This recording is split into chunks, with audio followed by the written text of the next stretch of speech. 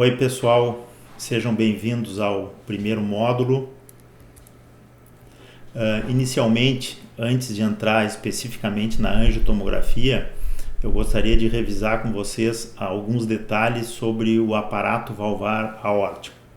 Na verdade, o anel aórtico é uma estrutura virtual que compreende a base dos 3 folhetos da válvula aórtica. Então não existe uma definição anatômica na base dos 3 folhetos, mas ele é definido o anel como conjunto luminal dentro do anel virtual, alinhado pela porção mais basal das 3 cúspides aórticas. Então vocês podem ver aqui as 3 cúspides aórticas, a coronariana direita, a não coronariana e a coronariana esquerda, que elas formam uma espécie de coroa aqui com a comissura, e a parte de inserção mais basal dessas comissuras constitui o anel valvar aórtico, que na realidade é uma estrutura virtual. Essa estrutura, tipicamente ela não é circular, sim ela é elíptica. Por isso que é importante que nós tenhamos uma imagem tridimensional para conseguir calcular bem o diâmetro maior, o diâmetro menor, o perímetro e a área.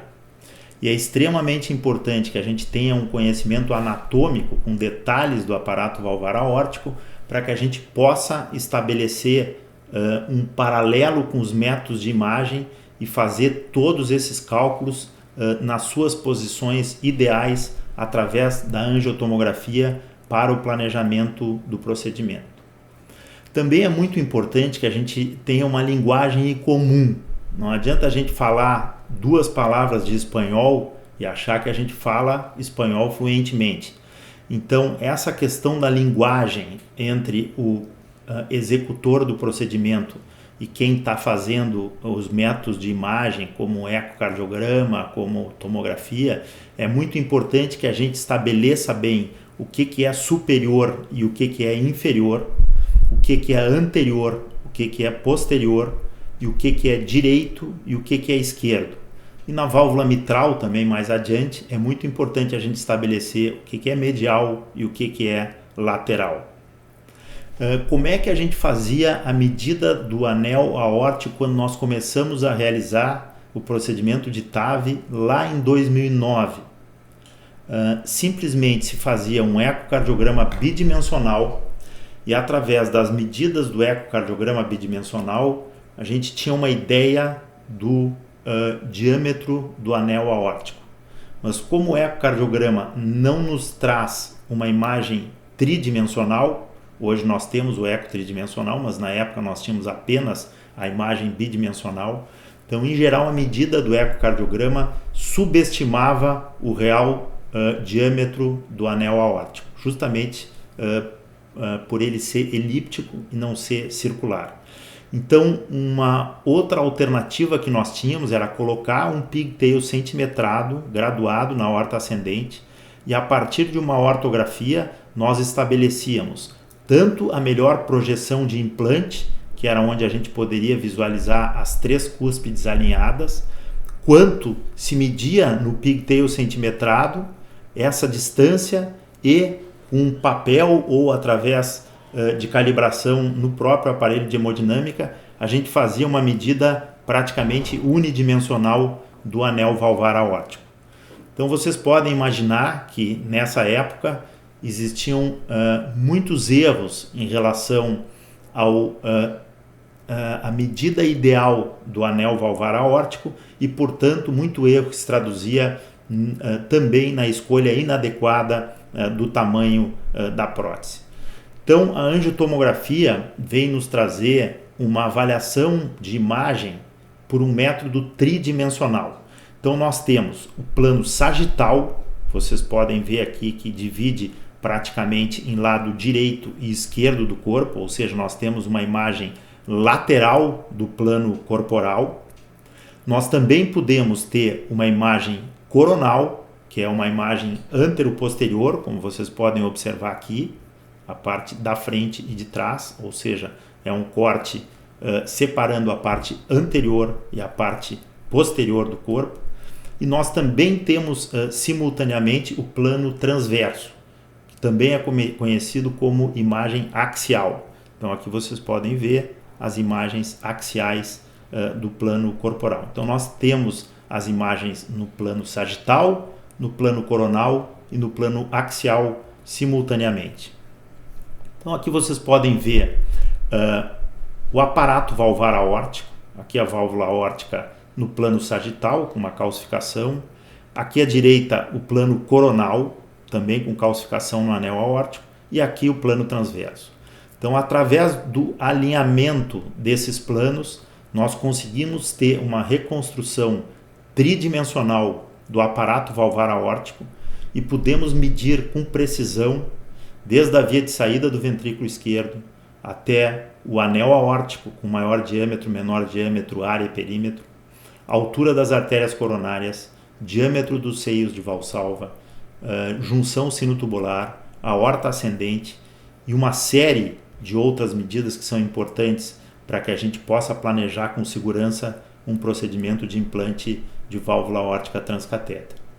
Então, o conhecimento da anatomia e a relação da anatomia com os métodos de imagem é fundamental para que a gente tenha um entendimento perfeito daquilo que a gente está vendo, tanto no planejamento quanto aquilo que a gente vai observar durante o procedimento na fluoroscopia.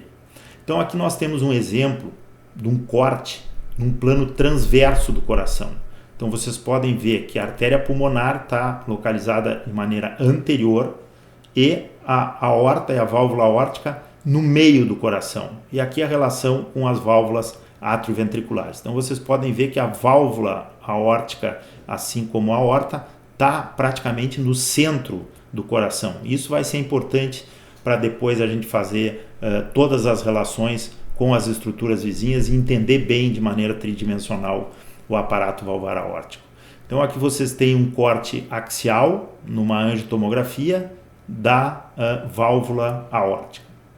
E aqui numa correlação então de imagem de um ecocardiograma transtorácico, aqui vocês têm o que seria um corte paraesternal transversal, ou seja, a aorta está sendo seccionada pelo eco de maneira axial, transversal. Essa é a imagem que se tem, então o folheto coronariano direito posicionado anterior, o folheto coronariano esquerdo posicionado à esquerda e mais posterior, e aqui o folheto não coronariano. E observem aqui uma imagem da angiotomografia, como corresponde muito bem com essa imagem do eco. Nós temos aqui o folheto coronariano direito em posição anterior e aqui o ventrículo direito também localizado anteriormente.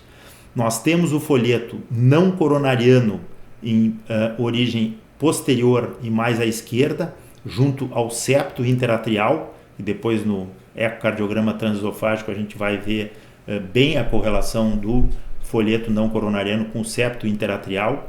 Aqui posteriormente nós temos a válvula mitral, o átrio esquerdo e o folheto coronariano esquerdo localizado aqui à direita da imagem. Aqui vocês podem observar também a distribuição de cálcio no bordo do folheto não coronariano, no bordo do folheto coronariano direito e um pouco ao nível próximo do anel entre o folheto coronariano direito e o folheto não coronariano. Aqui, importante também para nós avaliarmos a angiotomografia, nós sabermos exatamente em que fase da angiotomografia nós estamos. Então, entre a sístole e a diástole, existe uma diferença que pode ser de até 12% em relação ao diâmetro do anel valvar aórtico.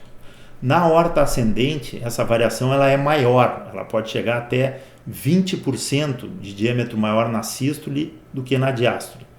Como na estenose aórtica em geral nós temos calcificação do anel valvar aórtico, então esse aumento ele não é tão grande, mas em geral na sístole ventricular, ou seja, em torno de 40% do ciclo cardíaco da sístole, é que nós temos o maior diâmetro do anel valvar, e é nessa fase do ciclo cardíaco que nós devemos medir tanto o diâmetro máximo como o mínimo, quanto o perímetro e a área do anel valvar aórtico.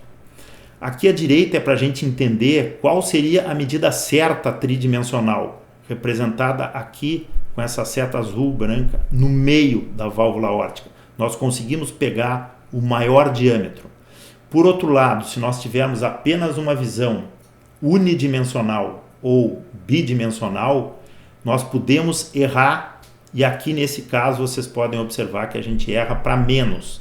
E isso frequentemente acontece quando se usa somente o ecocardiograma bidimensional para fazer a medida do anel valvar aórtico. Em geral, a gente subestima o diâmetro do anel valvar aórtico. Por outro lado, se nós pegarmos mais alto, por exemplo, aqui ao nível dos seios de valsalva, onde nós ainda temos folhetos, nós ainda temos comissura, e medirmos aqui, nós certamente vamos estar superestimando o diâmetro do anel valvar aórtico. Então é fundamental que a gente tenha essa compreensão exata da anatomia e da correlação da anatomia com os métodos de imagem para que a gente possa fazer a medida no local mais correto possível e com isso escolher o substituto valvar do melhor tamanho possível para um determinado paciente. Eu acho que agora a gente pode demonstrar aqui no iPad também com alguns desenhos como isso pode ser feito. Bom, então agora vamos para o iPad. Então, como a gente comentou, né, a válvula aórtica tem 3 folhetos e, na verdade, o anel da válvula aórtica é um anel virtual que passa pela base desses 3 folhetos. Então, o anel da válvula aórtica, ele é uma estrutura tridimensional. E a gente tem que enxergar essa estrutura tridimensional como se fosse uma elipse. E nessa elipse, para a gente medir exatamente o diâmetro normal, nós precisamos de um método tridimensional. Então nós devemos medir o menor diâmetro e devemos medir o maior diâmetro. Então essa é a medida ideal que a gente deve fazer pela angiotomografia, que a gente não tinha como fazer antes através de métodos somente uni ou bidimensionais. Então antes as medidas eram feitas de uma maneira bem menos precisa, que poderiam, por exemplo, ser feitas nesse local, o que subestimaria muito o diâmetro e a área da válvula. Então esse tipo de medida ela não deve ser feita. Por isso que nós temos que usar sempre a medida tridimensional da angiotomografia para medir o anel valvar aórtico, porque essa é uma estrutura tridimensional.